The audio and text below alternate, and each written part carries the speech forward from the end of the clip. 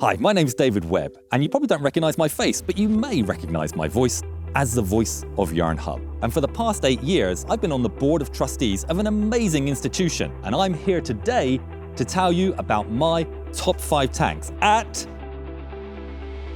the Tank Museum. Someone once told me that the Tank Museum doesn't have me on their board for my tank knowledge. And I can't say they're completely wrong. Luckily, I have a full set of people behind me making me sound good.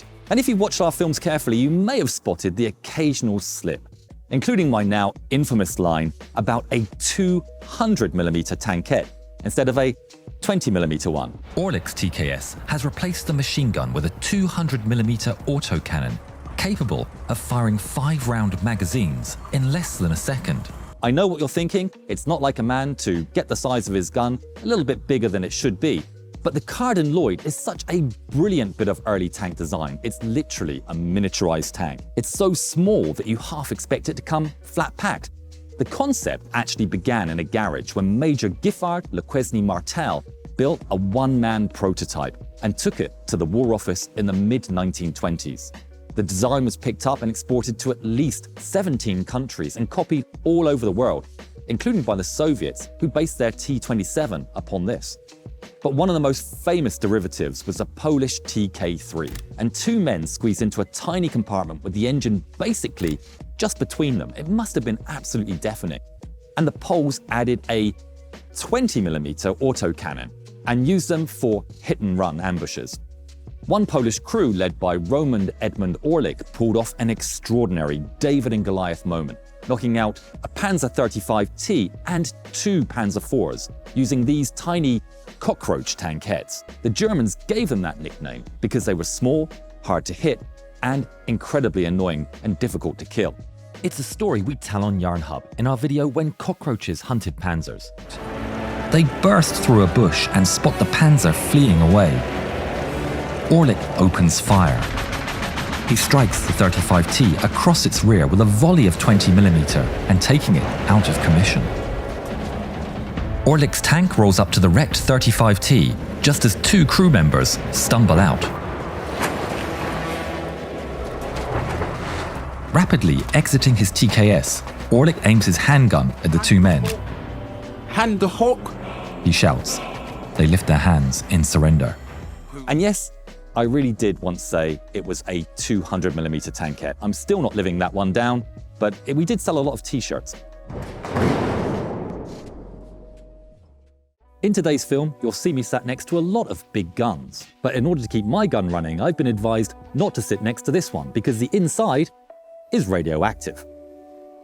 And when people think of superior German armor, they usually picture the Tigers. But in 1941, it was the Germans who suddenly found themselves completely outmatched. The KV-1 was a shock to them. Its armor was so thick that nothing short of an 88mm gun could realistically stop it. They were built at the Kirov plant, and it was only about 20 kilometers from the front line and within German artillery range. So these tanks were literally rolling straight off the assembly line and into battle. Most KV-1s weren't actually destroyed by enemy fire because the armor was so thick. According to Soviet reports, they were lost because they simply ran out of fuel or spare parts. When they were dug in and positioned hull down, or allowed to ambush German armor at range, they were terrifying. One single KV-1, commanded by Lieutenant Zinovy Kolobanov, famously held its position and destroyed 22 German tanks and vehicles in a single engagement at Tank Alley. After the battle, they counted 156 direct hits on his tank. None of them made it through the armor. You can find out more about this historic action over on YarnHub in our video When One Tank Defeated 22 German Tanks. Targeting the rise in the distance, the Panzers start the return fire. Inside the KV-1, there was a resounding clang as a turret is hit. But in this case, the Russian bias is the real deal, as the super thick armor of the KV-1's turret is more than a match for the undergunned German tanks. Then there's another hit on the turret, and another, as the Germans get their eye in on the target. Between hits, Usov lets fly more anti-tank rounds. The Germans start to get the anti-tank guns into play, but they too are soon dispatched by Kolobanov and his gunner. The Firefly was Britain's answer to German heavy armour, particularly the Tiger and the Panther.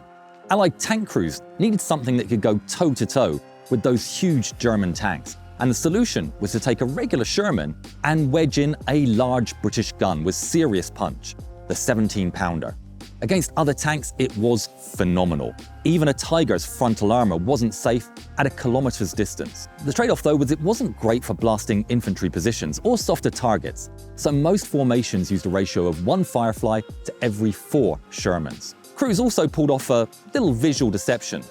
Not like the British to make their guns appear shorter than they actually are, but that's what they did in this instance, and they'd paint the front part of the barrel a lighter colour to make the gun look a little bit shorter, like a normal Sherman, so that the Germans wouldn't target the big Fireflies first of all. So we were incredibly proud to work with the Tank Museum for helping us tell the story at YarnHub of one of the most famous Firefly engagements, the one involving a young gunner, Joe Eakins, and the German tank ace, Michael Wittmann. Joe had hardly fired this huge gun before, and in this engagement you can hear him in his voice tell about the story in our film The Shoemaker that stopped the tank ace. So we pulled out anyway again and fired at the second tank, hit him with the first shot and went up in an explosion. So obviously we hit the ammunition or something.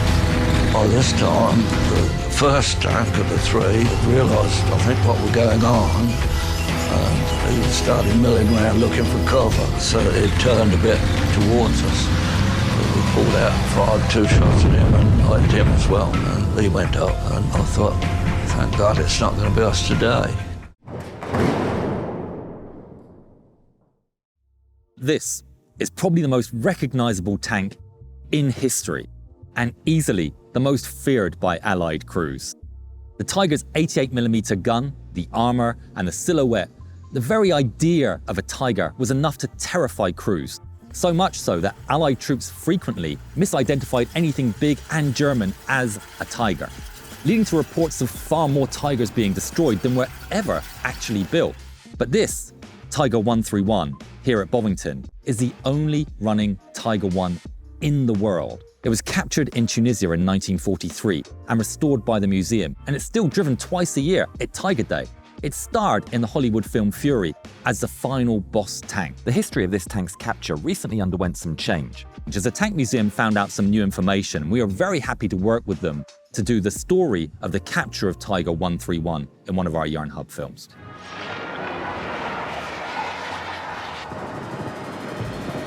One shell impacts the Tiger left of the mantlet, failing to pierce the highly angled side armour, but shredding the mantlet trunnion along the way. The shot rips through the gun's elevation mechanism, losing valuable fractions of a second and letting the Churchills enact their revenge.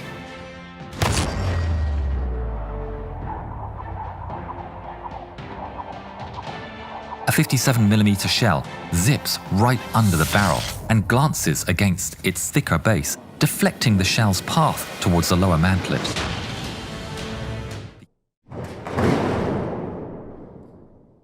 When you think of beautiful German supermodels, you may think of Claudia Schiffer or even Heidi Klum. But I think of this, the most fearsome weapon of World War II, the King Tiger. It's one of the most beautiful pieces of engineering ever made. Everything about it feels monumental, the size, the lines, the sheer presence. And if you stand to one side and squint at it and take the gun off, you can almost see the outline and proportions of a Porsche 911. And it was rather expensive. Estimates make this the most costly tank in production during World War II, and the fuel economy was just a gallon a mile. Bovington's King Tiger is static for now, but personally, I'd love to change that one day. The King Tiger took about 300,000 man-hours to build, 2 to 3 times that of a Panther, and about 30 times that of a Sherman. It was rare, expensive, and brutally effective, and almost mythic on the battlefield. Its crews nicknamed it the Königstiger, or Royal Tiger, which got translated a bit inaccurately into King Tiger, the name we know today. And personally, I think that's what this tank is, the King Tiger. And this one is rather special. It's the second one to roll off the production line. Bovington already have a running Tiger 1, and just imagine what a Tiger 2 would look like running alongside it. And that's where they need your help. They're in the middle of fundraising to restore this tank back to running condition. They need to raise £1 million. It's a huge number, but we hope that you can be part of bringing history back to life. If you follow this link, it's also in the description, you can donate to the fund and breathe life back into this awesome German battle cat. Even £5 makes a difference. And if you Sigma kids like my Riz, then you can get these natty threads online from the Tank Museum shop. Every single hoodie or t-shirt with this design purchased helps restore our King Tiger V2 to running condition. And that's my top 5, although given I'm the man who once called a 20mm cannon a 200mm cannon, I strongly recommend that you don't take my word as the definitive guide. If you want the real authority on tanks, then you can watch more films on the Tank Museum's YouTube channel. They'll be sure to get the decimal point in the right place. And if you've never been to the Tank Museum, please go. These machines aren't just engineering, they're history that you can stand next to and touch. And the team who preserve them know far more than I ever will, which is precisely why I'm so proud to be a very small part of what they do.